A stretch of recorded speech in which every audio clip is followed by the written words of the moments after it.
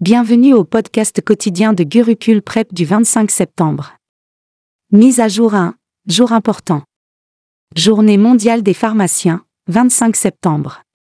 La journée mondiale des pharmaciens est célébrée chaque année le 25 septembre pour mettre en avant la contribution des pharmaciens à l'amélioration de la santé mondiale. Les pharmaciens jouent un rôle essentiel dans les soins de santé en assurant l'utilisation sûre et efficace des médicaments, en offrant des conseils aux patients et en soutenant les systèmes de santé de diverses manières. La Fédération internationale pharmaceutique, FIP, a lancé cette journée en 2009 pour souligner et célébrer les contributions des pharmaciens à la santé mondiale. Le thème de cette année est « Les pharmaciens, répondre aux besoins mondiaux en matière de santé ». Mise à jour 2, jour important. Antyodaya Diwa, 25 septembre. Chaque année, le 25 septembre, l'Inde commémore l'Antyodaya Diwa, l'anniversaire de naissance de Pandit Dindayal Upadhyaya. C'est un jour pour se souvenir et célébrer sa vie et son héritage, car il a joué un rôle clé dans l'histoire politique de l'Inde. Il fut un membre fondateur du Bharatiya Jana Sangh, BJS, et un théoricien du Rashtriya Swayamsevak Sangh, RSS. Upadhyaya est également connu pour ses efforts visant à aider les plus pauvres et les moins fortunés, et c'est ainsi que son anniversaire est célébré sous le nom d'Antyodaya, qui signifie « l'élévation du dernier ». Mise à jour 3, accord. L'Inde obtient sa première usine de fabrication de semi-conducteurs pour la sécurité nationale dans le cadre d'une collaboration avec les États-Unis. Dans une collaboration historique avec les États-Unis, l'Inde recevra sa première usine nationale de production de semi-conducteurs pour la sécurité, qui développera des puces destinées à être utilisées dans le matériel militaire des deux pays, ainsi que dans les réseaux de télécommunications et l'électronique essentielle. L'initiative colossale entre l'Inde et les États-Unis a été dévoilée lors des discussions entre le Premier ministre Narendra Modi et le président américain Joe Biden à Wilmington. Les deux dirigeants ont salué ce premier partenariat de fabrication de semi-conducteurs entre les deux pays comme un accord marquant. Mise à jour 4, nomination. Kalikesh Singh Deo élu président de la National Rifle Association of India. Kalikesh Narayan Singh Deo a été nommé président de la National Rifle Association of India, NRI, après avoir battu son adversaire VK Dal 36-21 lors des élections qui se sont tenues au Constitution Club of India. Kalikesh, ancien député de l'Odisha, était en charge des opérations quotidiennes de la NRI depuis que le poste est devenu vacant l'année dernière suite à la démission de Ranender Singh, conformément au Code national du sport, NSC.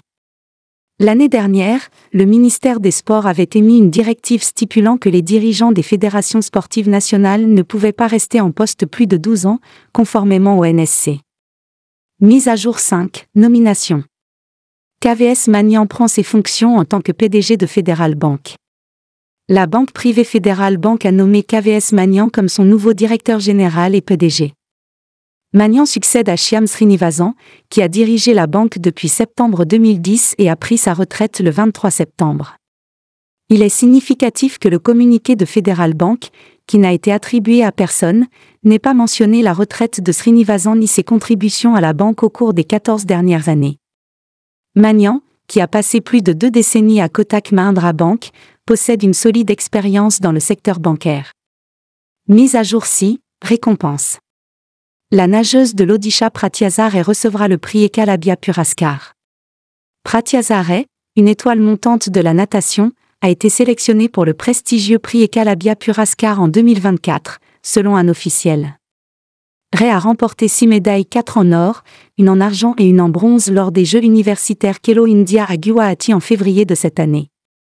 Ray a été unanimement choisi pour ce prix par le comité Ekalabya Puraskar, composé de membres du jury provenant de divers secteurs, lors d'une réunion.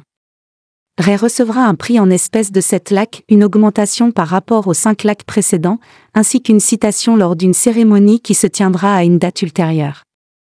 Mise à jour 7, internationale. Victoire de l'Inde dans la récupération de 297 antiquités des États-Unis. Le trafic illégal de biens culturels est un problème de longue date qui a touché de nombreuses cultures et pays à travers l'histoire. L'Inde a été particulièrement affectée par ce fléau, avec un grand nombre d'artefacts étant introduits clandestinement hors du pays.